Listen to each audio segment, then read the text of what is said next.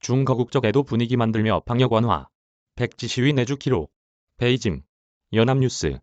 조준영 특파원. 오는 6일 장점인 전 중국 국가주석의 국장격인 추도대회 이후 백지 시위가 진퇴의 갈림길에 설 것으로 보인다. 중국에선 지난달 24일 심장의 아파트에서 발생한 화재 때 방역을 위해 설치한 봉쇄용 장치들이 신속한 진화를 방해했다는 의혹이 제기되자 같은 달 25에서 27일 주요 도시에서 고강도 방역에 반발하는 시위가 잇따랐다. 특히 대학생을 중심으로 검열에 저항하는 상징으로 흰 종이를 드는 시위가 벌어졌고 소셜미디어로도 확산했다. 그러나 최근 시위는 소강 상태를 이어갔고 당정이 주도한 장 전 주석에 대한 거국적 애도 분위기 조성과 방역 완화 조치가 나와 시위의 향배는 불투명한 상황이다. 우선 중국 지도부는 장 전 주석에 대해 최고의 예우로 거국적인 장례를 준비하고 있다. 시진핑 국가주석이 주임인 장례위원회는 6일 추도대회 개최를 결정하면서 전 국민 3분 묵념, 추도대회 집단 시청, 당일 밤기 개항 및 공공오락 금지 등을 결정했다. 2일 관영중앙TV가 중계한 영상을 보면 전날 오후 고인의 관이 도착한 베이징 시자오비행장에는 시, 주석 내외와 중국 지도부가 총출동하다시피 했으며 상하이에서 베이징으로의 운구 과정도 상세히 보도됐다. 이런 분위기 속에 주요 애플리케이션은 2일까지도 흑백 화면을 유지하고 있고 OTT의 버라이어티 쇼와 연속극 등이 속속 방영 중단을 발표했다. 중국판 넷플릭스로 불리는 아이치이의 연례의극 경연 프로그램은 2일로 예정됐던 방영을 미룬다고 중국 SNS 웨이보를 통해 1일 발표됐다. 다른 OTT의 드라마 임시, 결방 발표도 잇따랐으며 이는 정부 방침과 관련된 것으로 풀이된다. 마오쩌둥과 덩샤오핑을 이은 중국 공산당 3세대 최고 지도자라는 고인의 위상을 고려하더라도 예상을 뛰어넘는 거국적 애도 분위기가 중국 지도부 주도로 조성된 형국이다.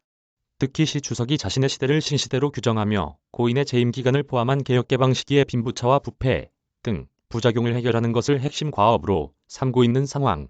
집권 내내 장 전 주석이 이끌던 상하이방을 강력하게 견제해온 사실을 고려하면 이례적으로 여겨지는 측면이 있다. 또 방역 정책과 관련한 중국 정부의 최근 변화는 급선회라고 해도 과언이 아닐 정도다. 방역 실무총책인 순출란 부총리가 지난달 30일과 1일 주재한 두 차례 방역 관련 좌담회 내용을 소개한 보도문에는 다이내믹 제로 코로나라는 표현이 빠졌다. 대신 순 부총리는 최신 오미크론 변이의 독성 약화를 강조했다. 이제껏 방역 완화 관련 조치를 발표할 때조차도 다이내믹 제로 코로나의 전반적 방침을 유지한다는 표현이 관용구로 들어갔다는 점에서 문구의 삭제만으로도 의미가 크다. 아울러 베이징, 광저우, 충칭 등 대표적 대도시에서 집에만 있는 사람들은 정기적 전수 PCR 검사를 받지 않아도 된다는 지침이나 임신부와 노인 등이 감염되면 자가격리를 허용하는 등의 방역 완화와 관련된 조치들이 최근 구별로 속속 나왔다. 또 SNS에는 지난달 30일 열린 카타르 월드컵 프랑스와 튀니지의 조별리그 경기를 중계한 관영중앙TV가 마스크를 쓰지 않은 만원 관중을 클로즈업해 보여줬다는 내용의 게시물이 잇따라 올라왔다.